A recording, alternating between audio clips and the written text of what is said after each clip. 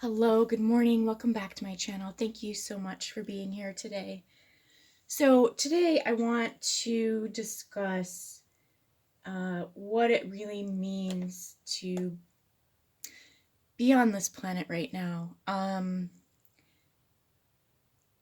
So I've been experiencing some things over the last 2 weeks that have really brought some clarity in terms of where I need to be focusing myself, my energy, what I am doing here, because we know that this is essentially a prison planet. We know that the way of life, what's going on here, is not the original design. It was not the original intent for the inhabitants of this planet.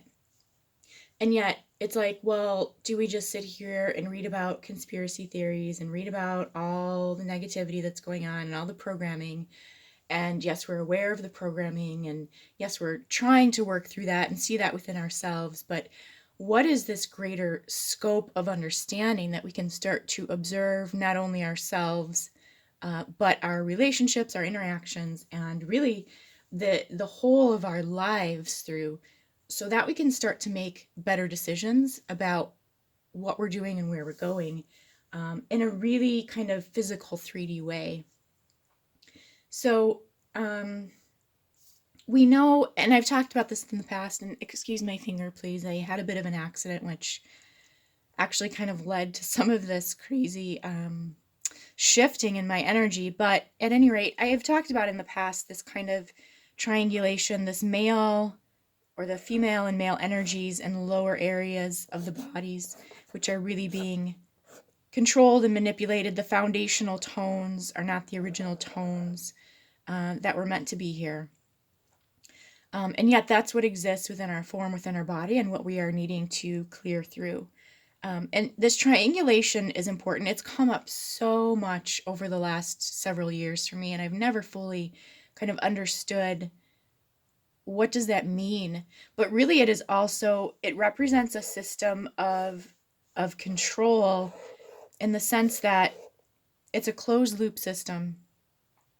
That there are let's say two dynamics here being controlled excuse me, by this other energy, this other source.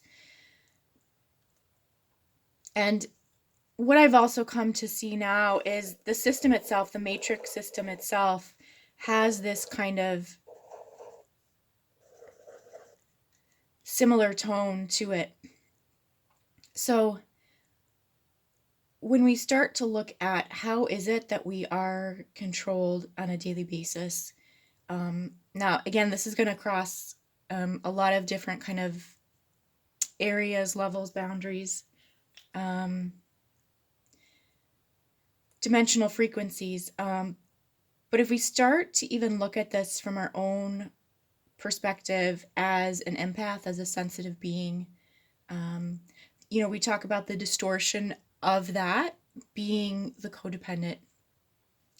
And the opposite end of that, we could say, is the narcissist. And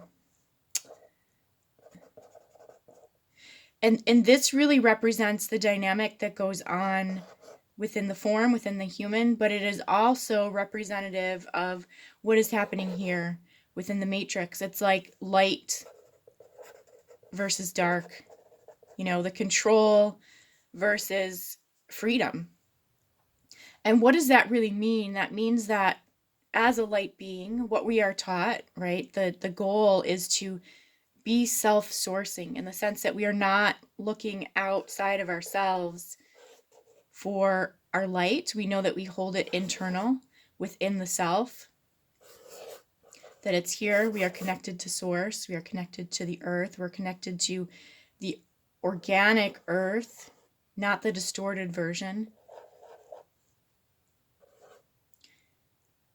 And we're taught that to kind of go outside and look for approval. Well, we're never going to find that, first of all, because everything that is outside is distorted. So if we start to look at that in terms of the dynamics here in the system, it's like if we start looking outside of ourselves for approval and acceptance, no, we're not going to find it. And all that's going to be reflected back to us is that there's something wrong with you. You're too sensitive. This is not the way the world is. Get in line, get with the program, earn your money, be a good citizen, these kinds of things, right? But also the fact that the dark feeds off of this light that comes out searching and seeking for itself. And the way that we start to see that play out is through the dynamics of our interpersonal relationships. So if the light is this codependent energy and the dark is this narcissistic energy,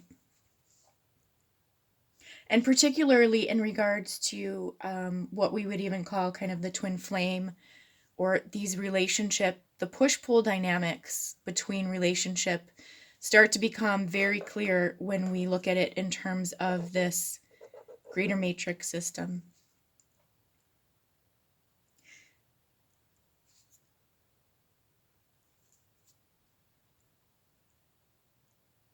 Part of the issue when we continue to seek outside of ourselves is that the light as our true essence, tone, does not exist outside of us. It is something that is internal. For the time being, I do think eventually things will definitely shift. When, it's still unclear. But this even goes back to many of us who are kind of searching for mission, searching for what do I do? How do I do this? And the reason it's so hard is because it doesn't exist here yet. We are here to bring in these new systems, these new ways of teaching, these new ways of learning, these new ways of being. And so we are forever looking for these kind of, approvals and accolades, and we are just not going to get it. And the only way that we really, truly bring forth what we are here to do is to come inside, to understand our light, to trust in ourselves, and to birth that forth without the approval of these outside forces, because we're never going to get it. So I'm actually going to take this over to the other side into the extended version, and I'm really going to talk mostly about this dynamic in relationship. This doesn't even have to be, the soul mate twin flame relationship. It's with anyone. This energy, this narcissistic energy, really represents excuse me, this negative ego, which, sorry, I just bumped the camera, which essentially are the dark forces.